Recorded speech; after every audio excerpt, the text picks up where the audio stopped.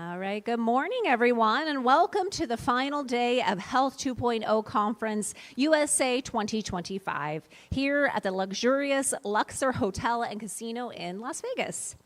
I hope you are all charged up and ready for another day full of inspiration. Day one kicked off with groundbreaking panels. Day two deepened our dive into pressing challenges of healthcare. And today, we're set to conclude with exciting innovations, wellness insights, and visionary discussions. Just a quick reminder, keep sharing your experiences using our hashtag Health2Conf on social media. I just posted today, so I hope we can all become friends. And before we kick things off, I'd like to extend a heartfelt thanks to our silver sponsor, Centrifuge Inc., and our bronze sponsors, VitaWelt Apothecon, Regine Global, and Dr. Weiss Wellness, PLLC. Your support has been crucial. Also, don't forget to stay until the end because we do have a fantastic surprise lined up for you. You wouldn't want to miss it. Now grab your seats, settle in, and gear up for a day filled of engaging discussions that will empower us and inspire us all. Beginning the first topic of the day, Ozempic and similar weight loss drugs have taken the world by storm. But are they the future of metabolic health or a risky quick fix? These medications promise rapid results, but concerns about long-term effects, dependency, and misuse are raising critical questions. In this panel discussion titled, "Is Ozempic a Medical Advancement or Pandora's Box?" we are taking a look at the benefits, risks, and ethical concerns surrounding this new wave of weight loss treatments. Are they a medical breakthrough or an underestimated health risk? Let's welcome our panelist and moderator, Dr. Pamela Cipriano, president and founder of the Practice of Health and Wellness, as they dissect this next crucial topic. Please welcome them to the stage.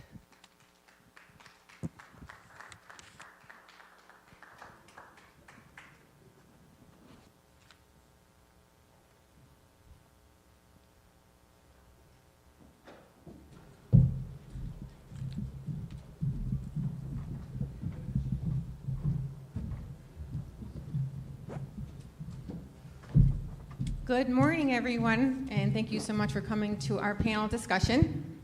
We're going to be talking about Ozempic and all of the GLP-1s. My name is Dr. Pamela Cipriano. On the end, we have Dr. Srivani, Dr. Ron Lal, and Stefan Wall. I am going to make a disclaimer because my mouth is like a gumball machine, so sometimes things will come out of it, and I don't mean to offend anyone. Just very passionate about what I talk about, so there's my disclaimer. I'm the founder and president of the Practice of Health and Wellness, and I'm the CEO of IV Hydration Lounge and Med Spa. We're going to be discussing how each of us uses these GLP-1s individually and how we see them fit for our practice. So I'm going to start that I have a clinic. It started off as an IV hydration lounge, most for health and wellness. And when semaglutide came out, and we weren't able to get it approved for by insurance companies for weight loss, we started using compounding pharmacies for this. And my experience, I think, is different than other people will see it, just because I've had a lot of experience, mostly for people who want to lose maybe 50 pounds, even 100 pounds. In my practice, the way I use it is we start at a low dose and we slowly increase. If you're losing weight on the lower dose, we don't increase the dose. And the goal is to lose between 1 and 2 pounds a week. Along with the compounded medication, I also counsel patients extensively. They all get a diet that was designed when I earned my doctoral degree. So it's all foods that are low in glycemic index and decrease inflammation in the body. And even without any of the GLP-1s, you're going to lose weight on this diet, provided you follow it. So as soon as you start adding back the junk foods, you're going to go back to your old ways of eating, and the weight's going to come back. So for me, being in the ear of people every single week, weighing them in, how are you doing with your diet? How much water are you drinking? Are you having any complications with constipation? That's the most common side effect I see.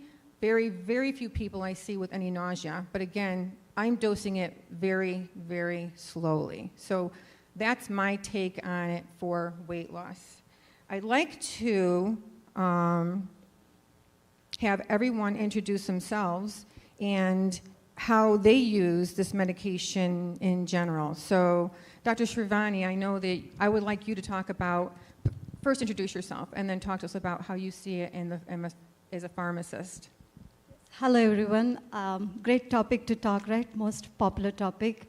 I hope you had your great breakfast and sugars are spiking up. So let's see how they are working inside your body right now. And March 4th happens to be the World Obesity Day. So it's a honor and pleasure to talk about it, educate my audience. I have been a pharmacist, medication therapy management provider, birth control prescriber. I'm a chief medical officer for COVID vaccination clinics, and I practice in heart of Silicon Valley, Sunnyvale, California. And my pharmacy is modeled around Qubit Wellness Pharmacy. Preventative care is my goal, educating my patients, my doctors, bridging the gap between the patients, doctors, insurance, advocating doctors' concerns, patients' concerns to the doctors, and doctors' diagnosis and therapeutic goal to the patients is my key. We have 300 Google positive reviews, and it's a testament of our dedication and commitment. And I'm very happy I collaborate with a lot of endocrinology and weight management clinics, and we had great success in our clinic managing the patients with, like, I can count on my fingers. Out of 1,200 prescriptions we sell, we have very few, very rare side effects we have noticed. And this molecule, as a pharmacist, is not new to me. I know this molecule, this family, GLP-1 agonist, since 2005. Exenatide was the first molecule released by Amylin Pharmaceutical Company along with Eli Lilly. And they tweaked it a little bit because at that time, the molecule was injected twice a day. And then they tweaked it to get it to once a week under the name Exenatide Extended Release. 2005, 2008, 2012, when the extended release was released. And I know that molecule has helped a lot of patients. All the little bit side effects were noticed, but nothing was scientifically proven. Nothing was linked. There was only warning, so FDA kept on, increasing the side effect warning, adverse event warning. Side effects are different, adverse events are different. So they gave a black box warning. They gave tools how to manage that. And pancreatitis or thyroid carcinoma noticed in rodents. There was adverse events, but nothing was proven to be scientifically correct. What I noticed when prescribed correctly, when the therapeutic goal is not just weight loss, if they're prescribed correctly under supervision of healthcare provider, patients have done amazingly well. Very minimal side effects because patients don't know. They just think it's a weight loss miracle, but they don't know it's tweaking with their pancreas. It's tweaking with their brain signals. So as a pharmacist, I take extreme pride in educating my patients at molecular level. And once it got approved for weight loss, and I just want to let you know, I'm not selling any drug here. I'm talking about at preventative care level. So either semaglutide approved for obesity, and that it got tweaked to approved for weight loss under a different name. And the other molecule, tirzepatide, it's a dual receptor, and it got approved for both diabetes management and weight loss. They are good molecules if they are done right. If you're done right, they're giving good results. So I have seen great stories. My patients always come back and share great, progress in their health and how we help them manage that. So I had great reports about that. Thank you. Thank you so much. Dr. Lal, if you would be so kind to tell us how you feel Ozempic can be used in surgery. Yeah. Thank you. I appreciate it, Pamela. Good morning, everyone. So I'm Rohan Lal. I'm a neurosurgeon based in Minneapolis, Minnesota. I'm a director of neurosurgery at a large health system there called mHealth Fairview. In addition to that, I'm chief medical officer of a new medical device startup company called Synerfuse that has developed a novel surgical procedure called the electrified TLIF, or eTLIF, where we're incorporating conventional spinal fusion with direct nerve root stimulation to kind of improve pain outcomes. So none of that really has anything to do with Ozempic, frankly. But what's interesting about it is it's so pervasive in medicine these days that if you are a doctor, you are around this medication all the time. Even as a neurosurgeon, a tremendous percentage, I mean, God, who knows, certainly maybe a third of my patients may be already on this medication. And I think some of that has to do with the general obesity levels, diabetes levels, and health of the American populace. But specifically, I think to that question, one place that I see it all the time is that in spine surgery in particular, there's such a correlation, one, between weight and the degeneration of the spine. So, the more obese patients have more degenerated spines, they have more debilitating pain as a result, then they become disabled, then they're not able to basically pursue the activity levels, and they end up gaining more weight. So it becomes a real sort of chicken and the egg problem that sort of compounds on itself.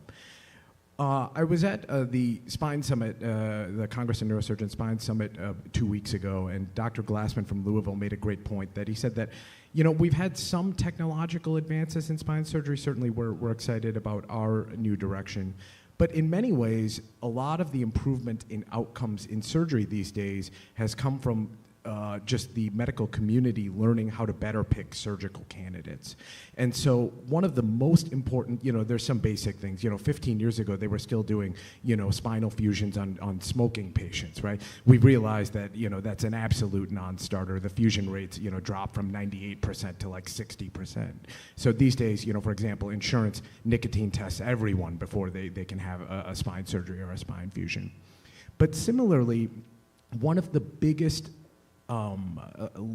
determining factors of outcomes in spine surgery is body mass index. And what we have learned is that patients with a BMI greater than 38 universally do substantially worse in terms of their functional outcomes, pain outcomes, and complication rates after surgery, to the point to which many of my partners refuse to even see patients these days with a BMI greater than 40.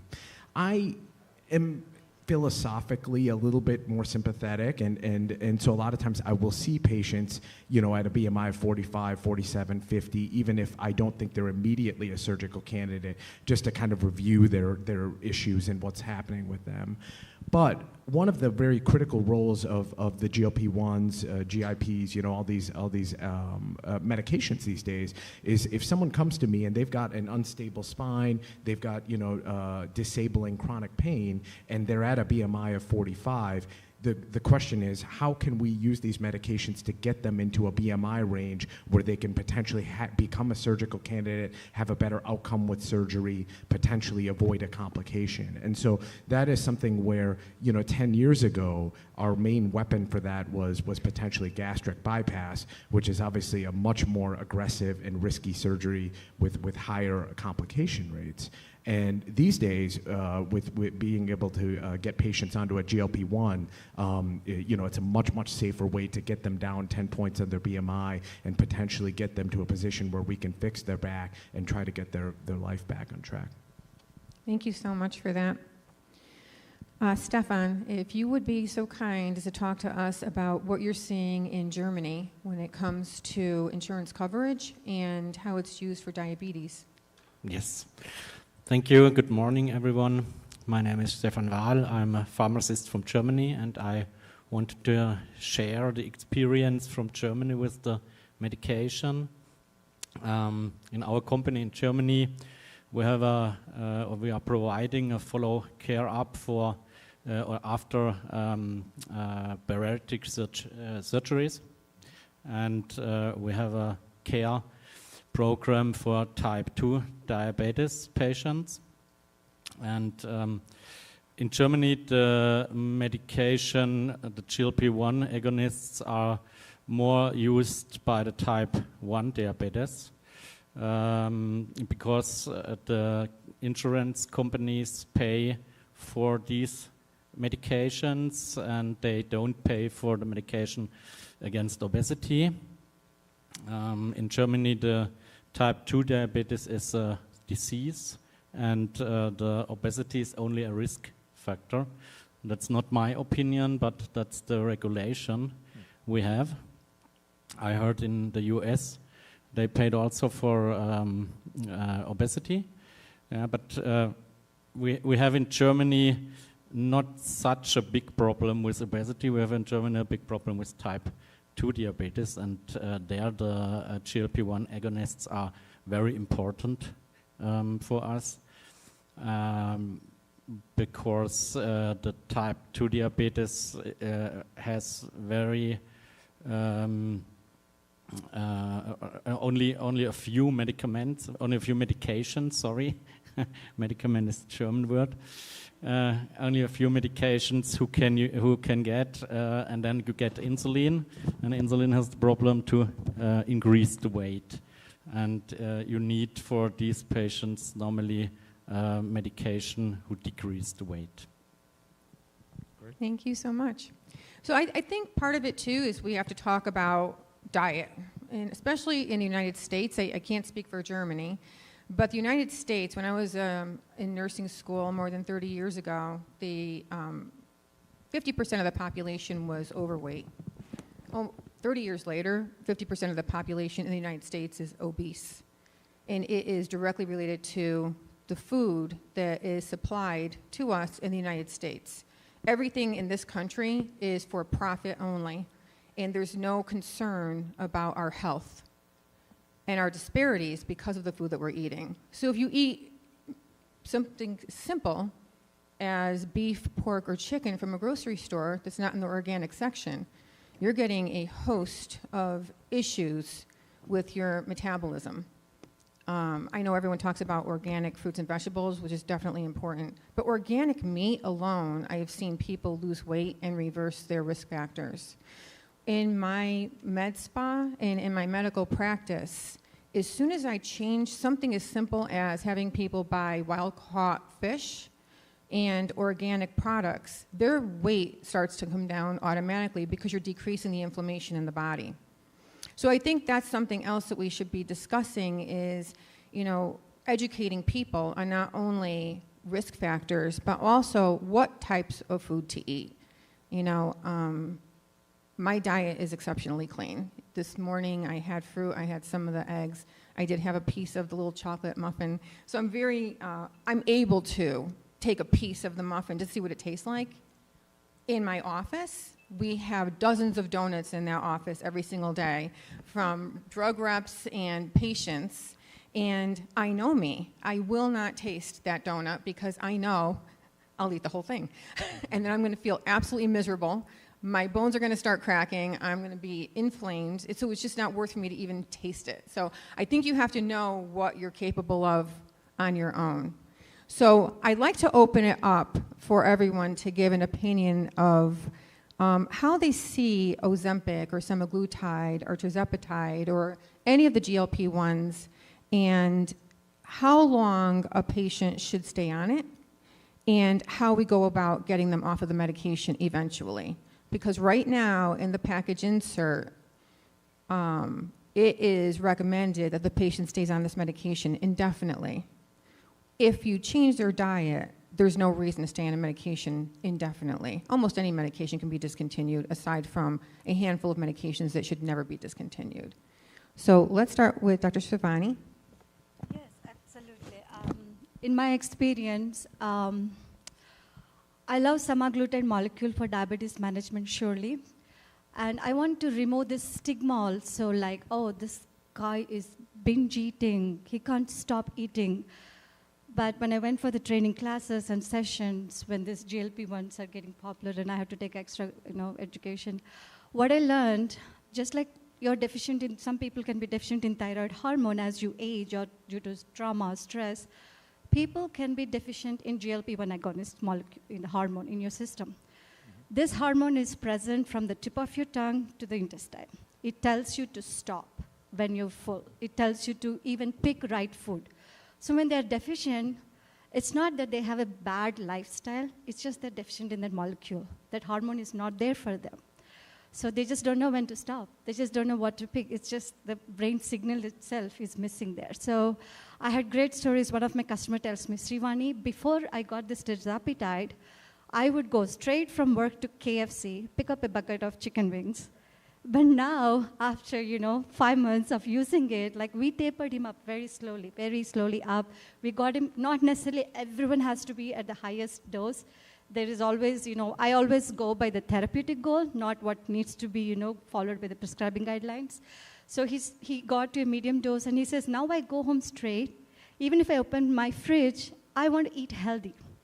And he also became a part of 5 a.m. club, like going to gym at 5 a.m. And he was also having cholesterol issues, knee issues. Like, this is 1.5 year of journey, he shares with me. And, he still uses it for cravings, not like once a week as should be according to the prescribing guidelines. So that is a great, achievement. So I always tell the patients too, this is approved by the FDA along with diet and exercise. Not purely this molecule should be your miracle drug. Don't explain to me that you're a software engineer sitting at the desk coding all day, you need this molecule because you're gaining weight. Before I get your authorization, I need to see you're committed to 3 weeks of, 3 days of workout, a good diet log. If still that doesn't work, then I'm here for you. I will have the molecule work for you. And not only that, we counsel them on what to monitor for side effects, because the key to success to this journey is please do not eat too late in the evening. Have your dinner 3 hours before bedtime. Avoid heavy meal at bedtime. Make sure you're upright at least for 30 minutes before bedtime, after your dinner. And then eat healthy food, gut diet. The gut health is brain health, and for women it's vaginal health too. And so make sure you're eating a good diet that includes what this GLP-1 is doing is trying to get hold of your excess carbs that turn into sugar, right? So you need to cheat that GLP-1, not get your food. So what you can do is get your protein, get your fiber, get your probiotics, because fiber helps your gut hormones responses better. Protein helps not lose your muscle mass. GLP-1 will not target your protein, it will only target your carbs. So having these principles, eating early evening, light meal, avoid fatty foods, get healthy fats in your diet, that has given a lot of successful stories. So it's a comprehensive complementary care that can get them to successful stories. Just like any other prescription, follow the guidelines, consult a certified healthcare provider. Any questions, contact us. Thank you. Thank you so much. Dr. Lal, how do you see the GLP-1s being used in surgery? What would be your cutoff for a BMI to actually do the surgery, and maybe talk to patients to stay on the medication for a certain amount of time before they actually stop it? Like, what would your recommendations be? Maybe before that, though, I think you both raised a couple of really good points. Okay, first of all, health and weight are not synonymous, right? So there's a lot more that goes into being healthy than just having a BMI less than a certain number. And so my wife is a internal medicine physician, but very different practice than yours. She's in a bit of an underserved community, very large patient panel, 10, 15-minute appointments, 25 patients a day. And so one thing that she's always mentioned to me is that one of her challenges with these medications is that in terms of likelihood of patients getting what they want out of it or success, so much of it goes into the other side. Are they able to make the diet modifications? Are they able to exercise? If you aren't able to bring that part of it to the table, you may not get what you're looking for out of this medication. So I think that, it is so crucial what you were both describing, that you must make the lifestyle modifications, kind of in addition to the medication to really get the goal.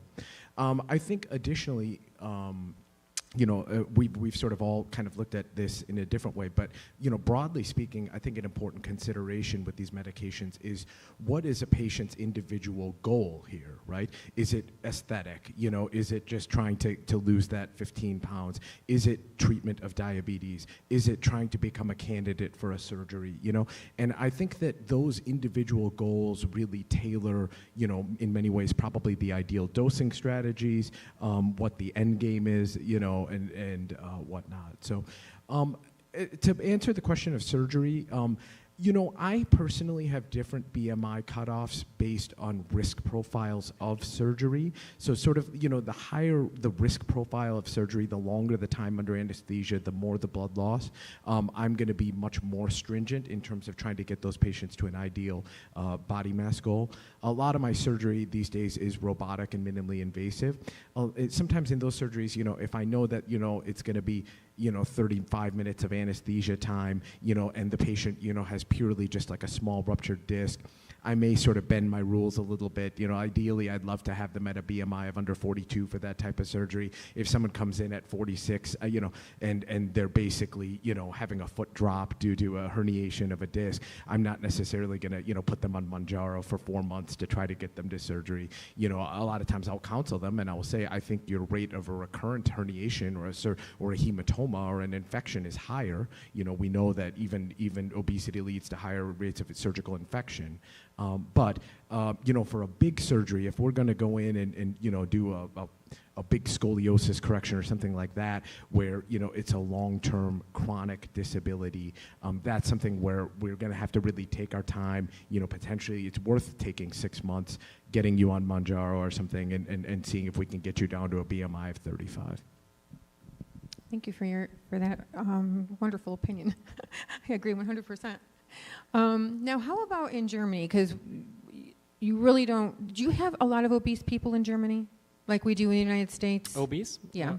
No, we have obese people in Germany, but not so much like in the United States. In Europe, the obesity is not so big like here in the United States. So the medication is normally for the type 2 diabetes.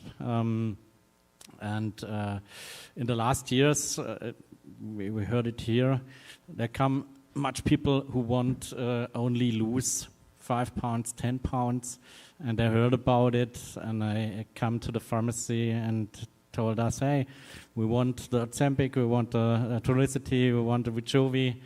And the problem was in Germany, we have a big shortage. The people wait until 5, 4, 6 months for his medication against diabetes, and that was a big problem. Yeah, they had blood sugar with 300, 400, and so the doctors couldn't make a prescription without told us this is a type 2 diabetes patient.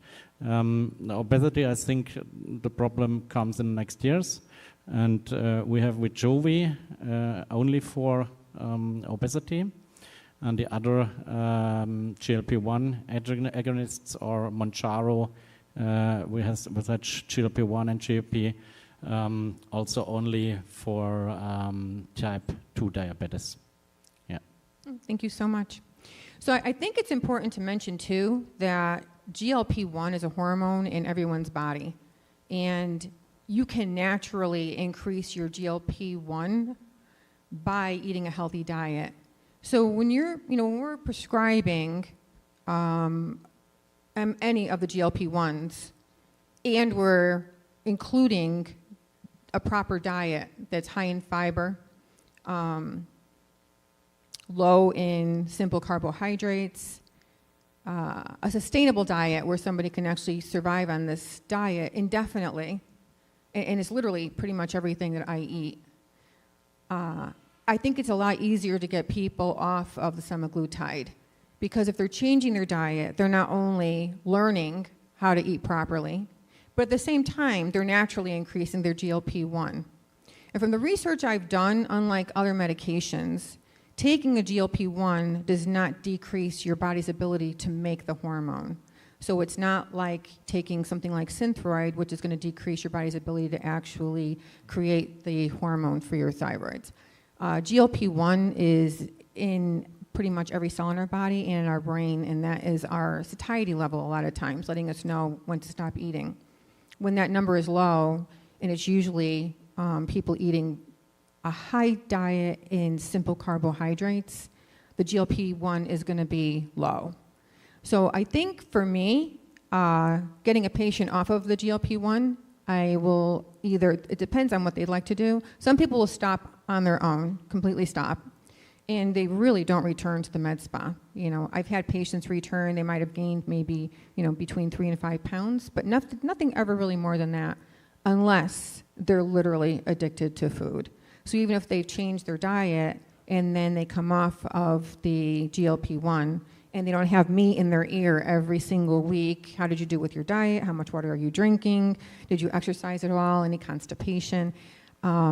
I've only had a few patients who've had to return to the med spa and go back on the medication. So that's what I've seen in my med spa. But I think that the nutritional part of it is the most important part before you prescribe this medication. And going even further than that, I have had patients who've come to my med spa because they were prescribed it by their primary care doctor who didn't do, and in their defense, you cannot see 25 to 30 patients a day and have time to counsel them on diet and exercise. It just doesn't happen. My practice is a concierge practice. So I have the opportunity to spend an hour with each patient. If it's a very complicated patient, I can have up to 3 hours with each patient. So my practice is different than what it used to be when I was taking insurance. Unfortunately, even then, I couldn't let a patient leave my practice without getting all of the knowledge that they needed. So I had patients waiting for 2 hours to see me, and I used to go home and tell my husband I wouldn't wait 2 hours to see me. I was kind of surprised they would actually wait that long, but they did. So that's my take on how to get a person off of any of the GLP-1s. If it's for diabetes, I have reverse diabetes with diet alone, diet and exercise, without using any of the GLP-1s, getting patients off all of their medications. So, for me, I find that it's really what you put in your mouth is going to either make you really, really healthy or really, really sick. There's not so much in between usually. I thought it was great you'd mentioned earlier when we were chatting, that for a lot of the patients where, it's maybe a more aesthetic concern, that your goal is to get them off in a fairly short window of time. And do you feel like it's really the lifestyle modifications that allow them to stay off of it? That's been a huge thing, because the lifestyle modification. So when I did my doctoral degree, my dissertation was on preventing the progression from prediabetes to diabetes. So when I was 15 years old, my dad was diagnosed with diabetes. And every 15-year-old knows absolutely everything. And I'm trying to explain to my father at that age that if he just changed his diet, he could reverse it. And he saw that as a loving daughter trying to give him some silly advice. He did talk to his physician about it. And at the time, this was not known that you can change your diet and reverse diabetes. It was more thought to be a genetic predisposition and a problem with your metabolism. So having my dad diabetic, my grandmother diabetic, and my 6 aunts diabetic, in my head, if I kept a very healthy diet, I wouldn't become diabetic. And so I've lived that way my entire life. When I did my doctoral dissertation, it was while I was working in my first primary care office. I had taken over the practice from an elderly physician who retired, and 80% of the patients were either pre-diabetic or diabetic. And it was just changing their diet that reversed the diabetes and reversed their risk factors for diabetes, just from diet. And the amount of exercising they were doing, they were getting off the couch, but they might have been going for a leisurely walk, just anything to get moving, because the more you move, those chambers on each of your cells start to open and allow the insulin levels to go in and then pull the glucose into the cell where it's supposed to be.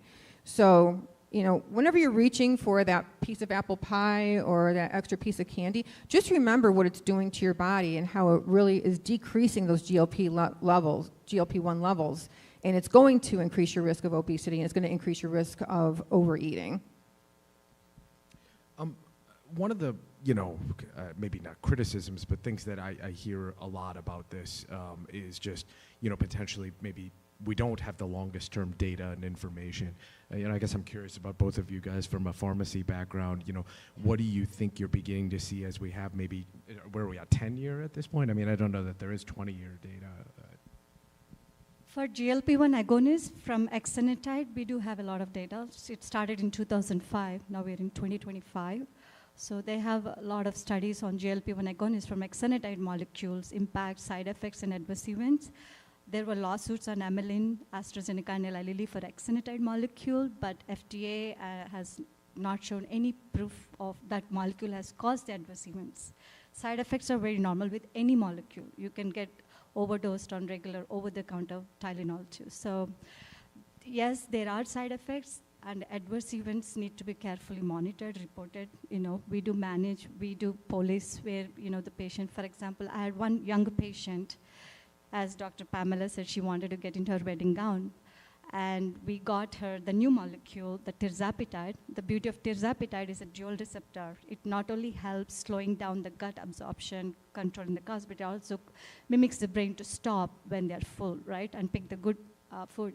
So she got that, and she got into her wedding gown. She also had other, metabolic conditions we call metabolic syndrome, right? She was not able to process the food she should, and she's gaining weight. So it helped. But then, 6 months back, I got a call from the doctor saying that she was pregnant, 4 months pregnant, and she was still taking semaglutide compounding molecule, and it's a contraindicated. Where did she get this? How? It was not in my pharmacy. So she asked me, what are the impacts on the child, on the pregnant lady taking this? I said, we only have rodent studies. FDA warned us based on rodent studies. So at this point of time, we just have to wait and see how it's going to go. So it's very important prescribers prescribe, healthcare providers, do the legit prescribing guidelines. Not always the therapeutic goal is weight loss or a better BMI. There's no perfection. I always tell my eye doctor, don't give me 100% correction to my eye lens. I don't need to see Leonardo DiCaprio that far. He'll come to me. So the same way in therapeutic goals too. What are the therapeutic goals? For some PCOS, young women who wants to get pregnant, but they have PCOS. These insurances want them to use phentermine because it's cheaper, $5 drug. But phentermine is contraindicated in young women. Or what is the therapeutic goal for a, familial history with genetic condition of having hypercholesterolemia? That should be the therapeutic goal. Not always a BMI, I think, should be considered as, point. Like all my patients I have used for past 2.5 years, they still have a BMI, but they have a good lean mass. They have high BMI, but their cholesterol is clear. Some of them, they got better, they got down with cholesterol medications. Insulin units have gone down. No more poking of so many times. So I see risk versus benefits. It is doing amazing job. Thank you for the question. Thank you. That's my opinion also. I think all medications have side effects. There are no medication without side effect. In Germany, our Dietary of Health told us at the beginning of COVID, the vaccination is without any side effect, and that was a lie, as we can see now. And I think it's a problem for the long-term data. We have the side effect like nausea, that's not a big problem, but we have the side effect with the vision. Rare side effect, but it is there, and we don't know if we had side effects like cancer. If we have data for 30, 40, 50 years, then we knew it, but not in the moment. And I think it's a benefit-risk relation, benefit-risk relation, and for the type 2 diabetes patients, there is a chance to die in a heart attack or you have a high blood pressure, anything, and I think the benefit-risk relation is there very good.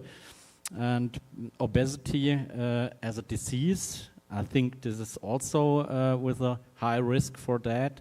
And obesity only for aesthetic, then I think you need more data, or you couldn't take the medication now. And the problem is also you need to change the lifestyle. In the last study I read that Ozempic by itself changed the food which the people eat. Yeah. Less sugar, less processed feed. Is it the right word? Processed feed? Yeah, okay. And so you need to have a healthy gut. So it's a big problem also in Germany. We don't have healthy guts. We don't eat probiotica. We don't eat fermented products. Okay, and so you must take a benefit-risk relation for every people. I'd like to also add, I believe food is the same way. You're going to have side effects to whatever you put in your mouth. It's going to be either a good side effect or it's going to be a bad side effect. So it's not only the medications. The Ozempic or tirzepatide might be the lesser of two evils, because you might be taking a molecule but you're also decreasing your risk of so many risk factors by decreasing your weight and reversing your diabetes. So I see it that way as well. Yeah, and I think it's just, this speaks to a bigger picture, you know, things that are exciting about where we are with it, but also, you know, some causes for concern, which is just that we're very new with all of this, right? And so, you know, from a brain perspective, right, there's a number of, you know, first off, it's interesting that, you know, we see levels of, you know, tirzepatide or even semaglutide, which are able to access the brain, even though it's not entirely clear that they cleanly cross the blood-brain barrier. So, you know, what kind of extracellular pathways are allowing them to even get into the brain? But we certainly know that we see these GLP-1 receptors in various different parts of the brain, in the hippocampus, basal ganglia, and really throughout the cortex. You know, I mean, there's questions of, you know, is there a role for this even in dementia going forward, or Parkinson's, you know, different medications, but, sorry, different conditions, but it's all so new. I mean, none of it, I mean, you know, some of this, there may or may not even be good mice data, you know, and certainly not human data to this point. But these are also exciting potential avenues and directions, I think, in the future, where if we're able to show efficacy, I mean, we may be just scratching the surface of different applications of these medications. Absolutely. I mean, the data has shown, as I said, for my diabetes patients too, they were on 400 units of insulin, right? And after using GLP-1s, some of them got weaned off from insulin, no more poking so many times. So, and some of them are off of their cholesterol medications. Before that, we would just keep on increasing cholesterol doses, and the adverse events from statins, the, you know, myalgia that comes from them, the tiredness that comes from them, the cirrhosis that comes from them. But nowadays, we're not doing that after this GLP-1s. The statins, it has proven to have cardiovascular benefits. It is showing benefits in Alzheimer's. It is showing benefits in liver cirrhosis, and above all, the benefit of curbing alcohol binging. So it is helping with addiction factor too. So I am very positive when done right, this molecule can help risk versus benefits. And yes, it is still learning phase. It is still, you know, we are still learning as it goes, but with the right way of prescribing, right education to the patient, giving them the right tools to empower their health care, we have good benefits seeing so far with GLP-1 agonists. Yes. So just to extend on that as well, I know they've been doing some research on alcoholism and low doses of GLP-1 injections. And they're finding it to be statistically significant. It's still in the baby stages right now, but anecdotally, when I have a patient who would generally have, you know, a couple of glasses of wine after dinner every single night, and they've been on the semaglutide for a while, they're no longer drinking at night. They just don't desire it. You know, I have one patient who said that she would pour herself a drink, and she never even drank it because when she was to reach for it, she just didn't desire it any longer. So I think that that's a potential for it as well, where, like you had said, with the GLP-1s in the brain, where it's going to be able to change some habits as well, maybe decrease risk factors for things like Alzheimer's disease, depression, and possibly anxiety. So Dr. Pamela, how are you handling the insurance issues? I know we discussed in the chat, you had big concerns. So for diabetes, it's gotten a little